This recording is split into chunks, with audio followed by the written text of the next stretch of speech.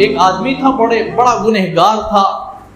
وہ اپنی زندگی میں ایک مرتبہ بھی اللہ کے سامنے سجدہ نہیں کیا، ساری زندگی گناہ کرتا رہا، ساری زندگی گناہ کیا، توبہ کی توفیق نہیں ہوئی۔ وہ اپنی زندگی کو اپنے اہل و عیال سمجھتا تھا، لیکن ایک دن جب وہ کمزور ہو گیا، بوڑھا ہو گیا، اب وہ آدمی،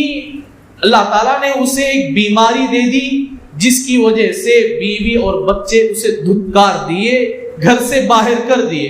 اب وہ مجبور ہو کر اللہ کے در پر آتا ہے، مسجد کا سیڑھی چڑھتا ہے، چڑھتے ہوئے کہتا ہے اے اللہ، میں نے 70 سال تیری نافرمانی کی، 70 سال اس دروازے پر نہیں چڑھا، 70 سال تیرے سے بغاوت کرتا رہا، تیرے سے دشمنی کرتا رہا، مجھے آواز بلند آتی رہی، تکبیر کی آواز آتی رہی، اذان کی آواز آتی رہی، اے اللہ میں نے پوری زندگی 70 سال